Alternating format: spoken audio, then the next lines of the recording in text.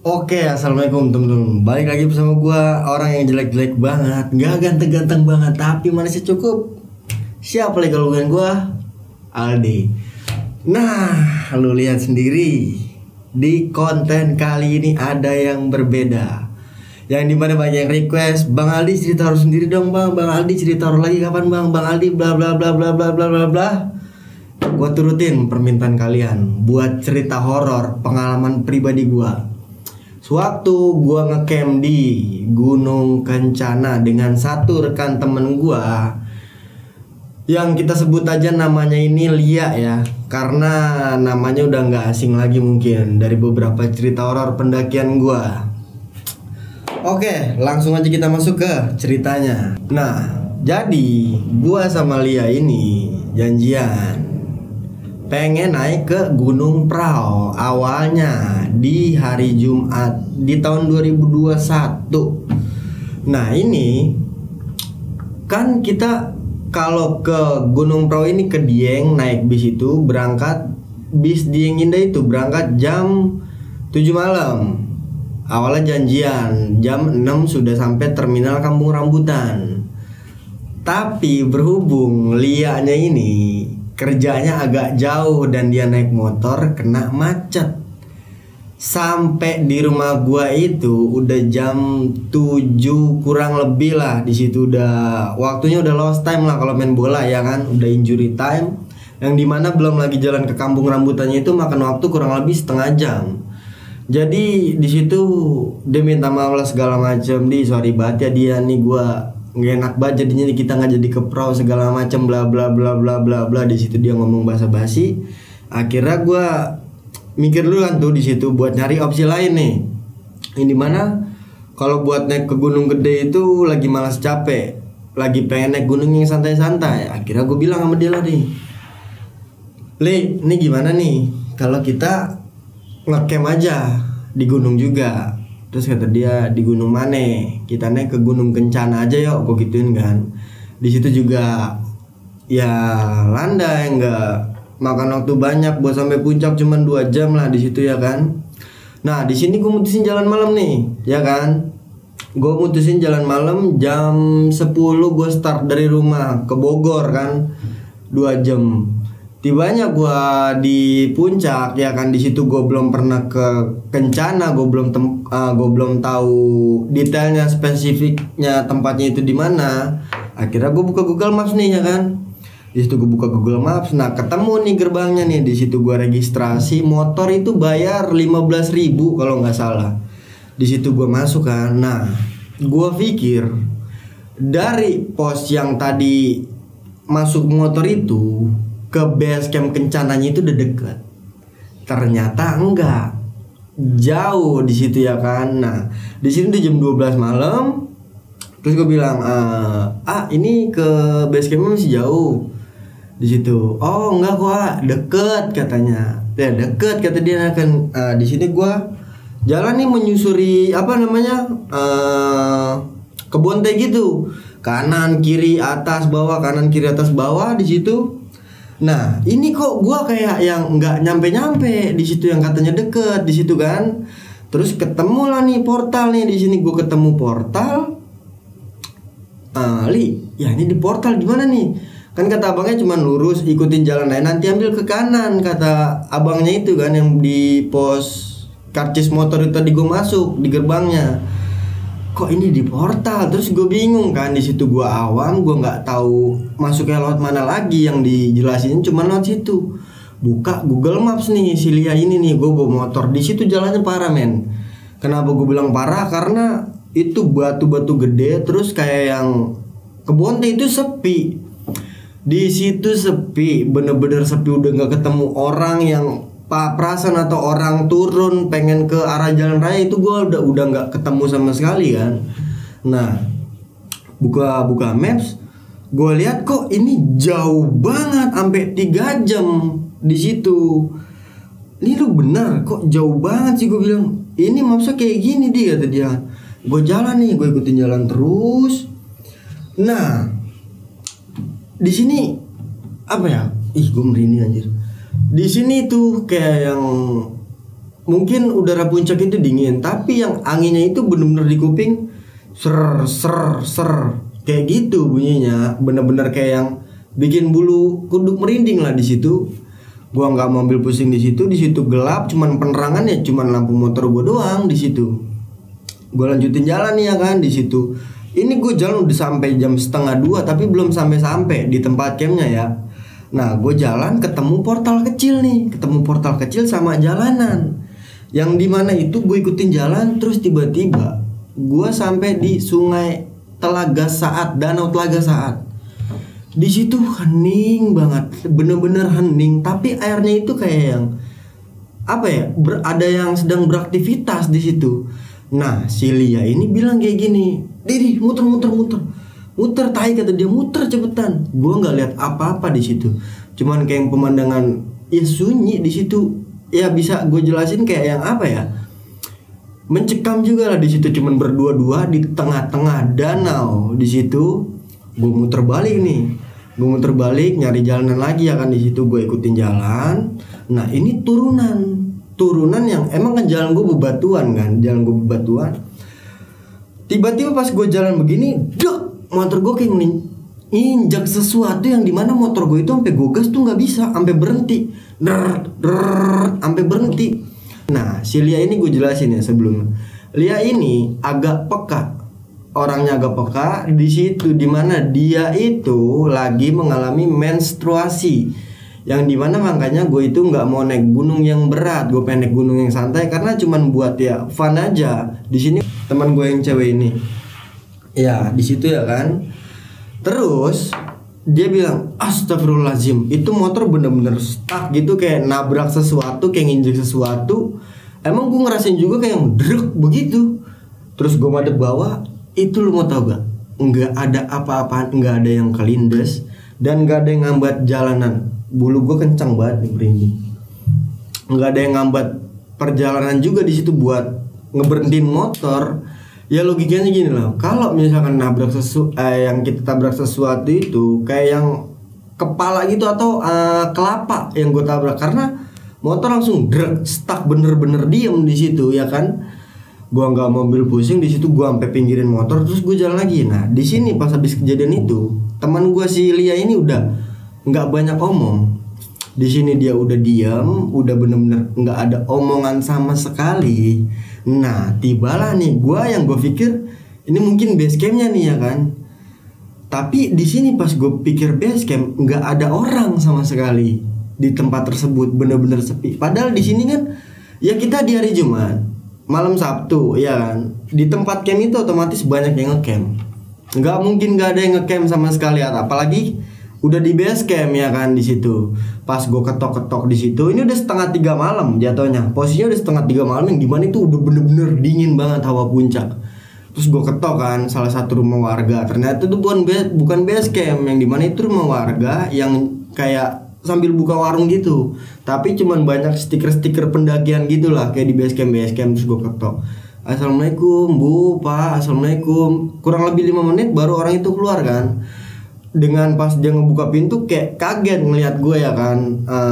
Ada 2 orang di depan, yang dimana jamnya udah jam segini gitu loh. Udah gak masuk di akal cuman buat bertamu, apalagi buat beli ya kan. Terus gue bilang, bu, saya mau nanya, ini base camp masih jauh bu, base camp Gunung Kencana. Gue bilang kayak gitu kan. Wah ini masih di atas mas, ikutin jalan terus. Mas emang dari mana? Dari Jakarta, gue bilang kan. Saya jalan dari tadi bu, dari jam 12:30, nggak sampai ke base camp. Lah mas yang bener. Iya bu, kayak tadi di telaga bu, yang air kayak gitu di danau. Ibu-ibunya itu diem kan, tiba-tiba langsung nyuruh gue masuk di situ. Ibu-ibu nyuruh gue masuk. Terus tanpa ada perbincangan dengan temen gue sila ini, nggak banyak ngobrol kan. Di situ udah lebih banyak diem. Terus gue bilang gini, lu mau makan nggak? Gue bilang kayak gitu kan. Boleh di mie sama teh hangat kata dia kan. Di sini yang raut muka dia itu udah beda sama yang tadi di perjalanan, masih banyak ketawa-ketawa. Pas masih di perjalanan juga masih banyak ketawa. Sebelum sampai di danau tadi sama yang ada kejadian motor gue tiba-tiba nabrak berhenti di situ ya kan. Banyak omong lah di warung ini.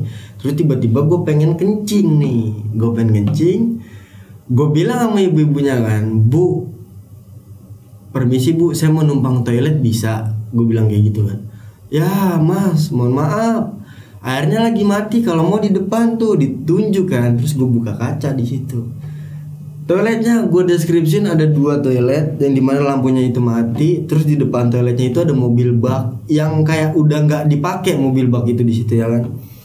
Nah terus gue bilang kayak gini, Li temenin gue ya kencing, gue bilang kayak gitu kan. Ya elah di lu laki penakut banget, bukan masalah takut, temenin gue sebentar, gue gituin kan.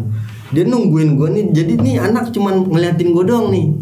Ngeliatin gue itu dari jarak beberapa ya, 5 meteran lah di situ kan. Gue kamar mandi sendiri, tampil gue nyalain flash handphone kan di situ karena gelap.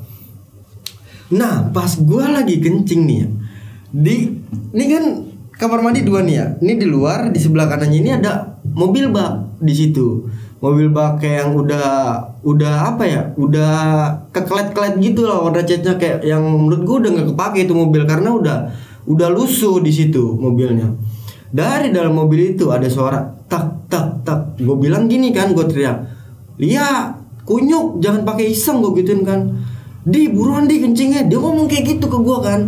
"Di buruan kencingnya." "Apaan sih lu?" gue bilang, "Gue lagi kencing." "Di buruan, gue masuk ke dalam ya," kata dia kayak gitu kan. Gue buru-buru dong tuh di situ ya kan. Berat, gue buru-buru. Suara tek-tek itu masih ada dari dalam mobil. Pas gue lihat ke dalam mobil itu nggak ada apa-apaan.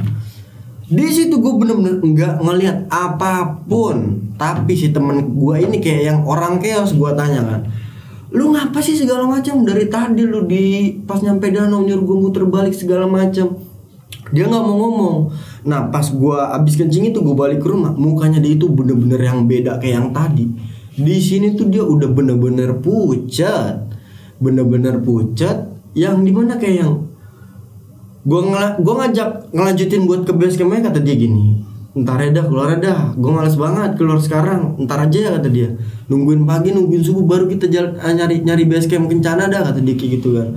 Di situ dia buat ngeyakinin gue kayak yang, "Dia di sini aja dulu, gue barusan kayak ngeliat sesuatu," tapi nggak mau dia omongin di situ. Walaupun gue tahu dari pancaran mata dia tuh mendem sesuatu yang dia pengen sampein, tapi dia tuh nggak bisa nyeritain tuh sekarang di situ ya kan.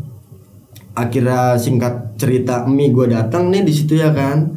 Nah ibu-ibu ini ngomong kayak gini, "Mas tadi kok bisa nyampe di danau?" Kata ibu-ibu itu. "Ya Bu, saya ngikutin Google Maps karena jalanan yang pertama itu di portal. Akhirnya saya ngambil jalur ke kanan, yang dimana saya ngikutin konblok kecil, tiba-tiba sampai di danau Bu."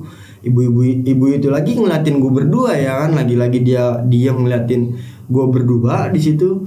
"Yaudah Mas sekarang istirahat aja, jangan dipikirin yang tadi ya kan." Ibu-ibu itu ngomong kayak gitu. "Sekarang istirahat, nanti jam 5 ibu bangunin kalau Mas pengen ngelanjutin ke base camp."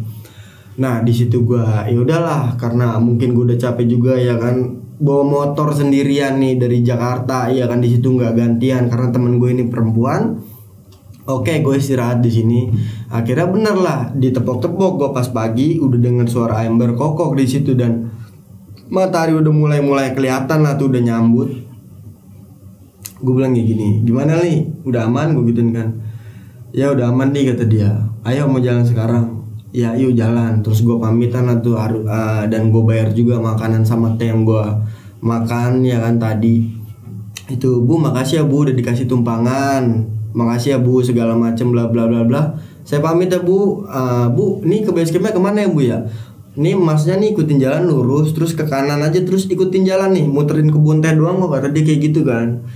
Muterin kebun teh, dalam hati gue dari semalam juga gue cuma ngikutin kebun teh di situ ya kan, tapi nggak nyampe. Ya udahlah nih, bismillah, di sini juga udah pagi, udah nggak kayak semalam ya kan. Gue ngeberanin diri lagi, udah gue pede lah karena udah pagi tuh, ada apaan lo gitu ya kan. Nggak ada apa-apaan lah. Gue jalan lagi lah nih ya kan terus. Nah bener aja, dari tempat ibu itu, warung itu ke tempat Kencana ini cuman makan waktu 20 menit lah, nggak sampai setengah jam. Di situ gue sampai. Di situ udah ada tiga motor pendaki lah, tapi nggak ada orangnya di situ. Mungkin udah naik duluan kali ya, dia buat apa sih, nikmatin sunrise lah kayak gitu mungkin ya. Ya udah nih, gue registrasi di situ ya kan, segala macem, nggak pakai sarapan lagi. Gue langsung menuju lah nih ke ada gerbang apa ya, tanjakan Sambalado kayak gitulah pokoknya tulisannya ya kan di Kencana itu. gue jalan nih, di sini nggak ada apa-apa, di situ gue fun aja, gue foto-foto di jembatan kayu yang beruntun itu tuh sama temen gue Silia ini. Terus gue ya padahal lah bikin video segala macam di situ. Tibanya gue di tempat camp. Ya di situ ada beberapa pendaki, ada 2-3 tenda lah di situ. Ada anjingnya juga, bener-bener anjing ya, hewan makhluk nih, ada makhluk anjing di situ. Yang mungkin di situ emang ya anjingnya udah di situ, mungkin ada warga yang miara karena gunung ini juga nggak terlalu tinggi loh di situ. Disarankan juga buat pemula. Suara apa itu? Nah ya kan, akhirnya gue diriin tenda di situ. Ini udah di hari Sabtu ya, gue diriin tenda yang dimana malamnya itu makin rame.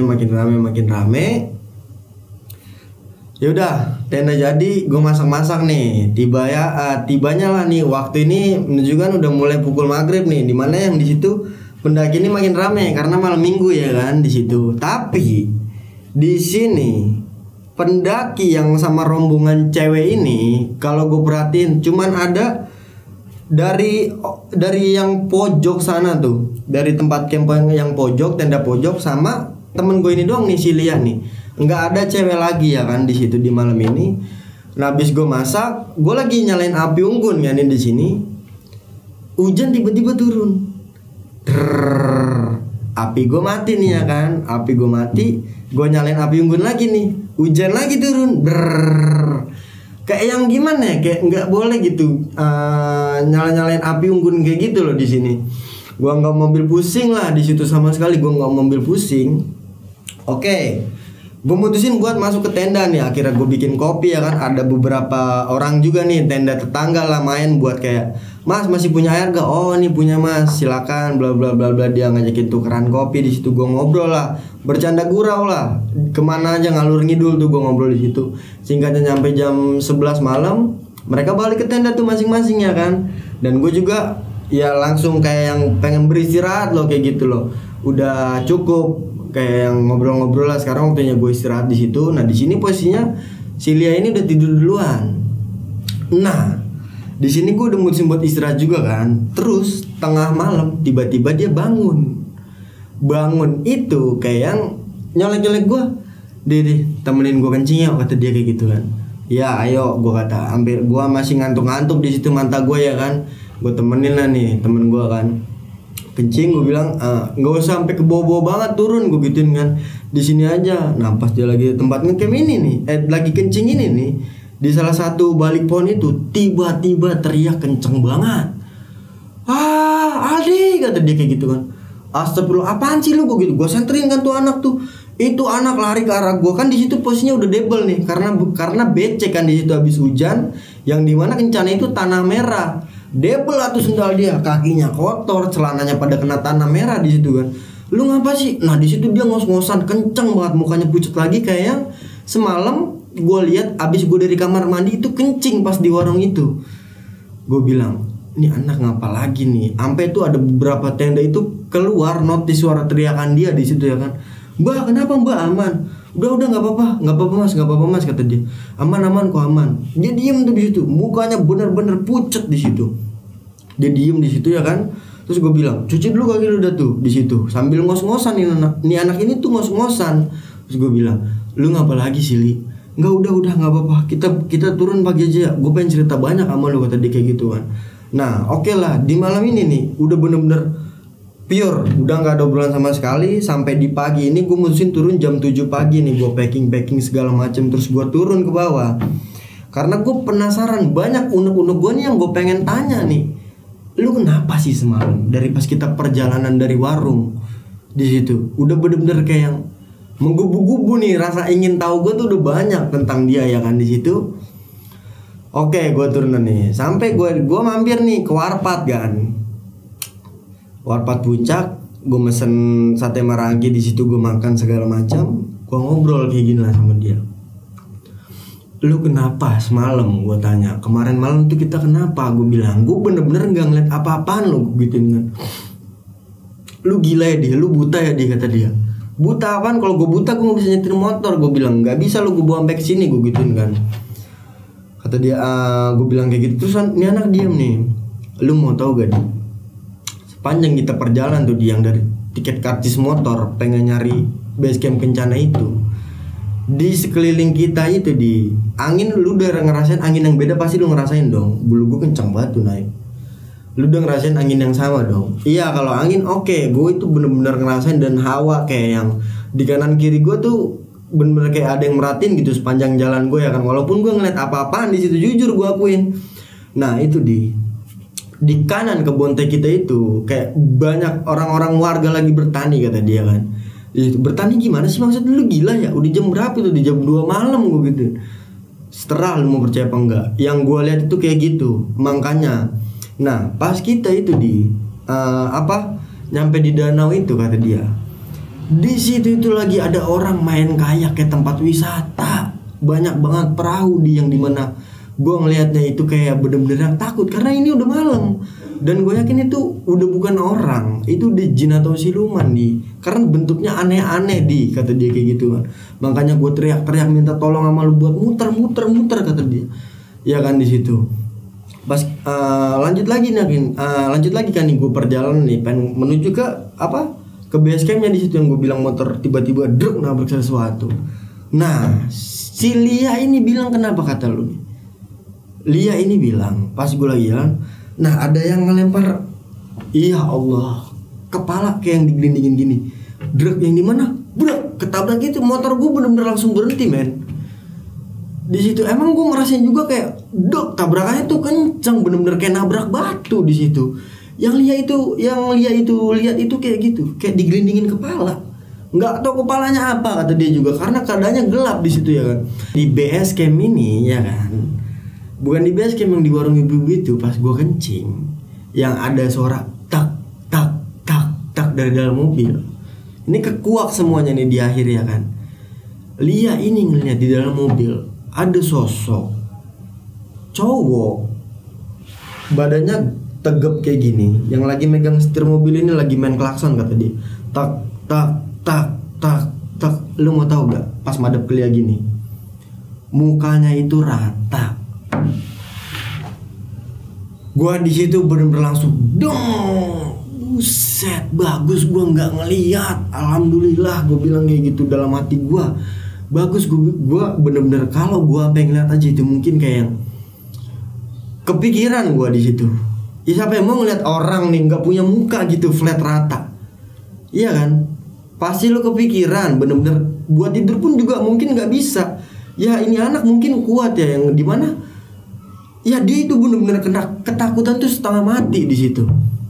Wajar karena yang dilihat tuh sosoknya kayak gitu.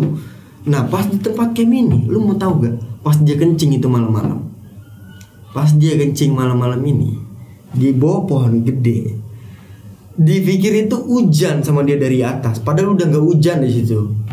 Di situ dia ngelihat ada sosok perempuan yang lagi ke bawah gini. Itu ya Allah, air liurnya itu netes, terus netesin ke kepala dia, jatuh. Gimana dia nggak mau teriak di situ ya kan? Gila loh. Padahal pendakian di hari itu rame. Gue ngerti mungkin karena dia haid atau karena kenapa ya kan di situ, atau mungkin karena emang dia bisa ngeliat. Ngecamp ini rame loh di Kencana. Mungkin kayak yang gue ngeremehin atau kayak gimana, yang gue pikir bakal aman-aman aja ya kan.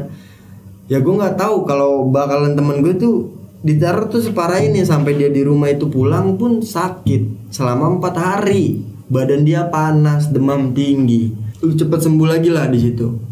Gue bilang kayak gitu kan, nggak usah dipikirin yang kayak gitu-gitu. Kita sama dia itu beda alam. Gue bilang di situ mungkin ya cuma apa saja sih Li, gue bilang kan, nggak usah terlalu dipikirin, nggak usah terlalu lu ambil lu ambil pusing lah di situ karena ngeliat sosok kayak gitu. Walaupun gue sendiri juga pasti takut.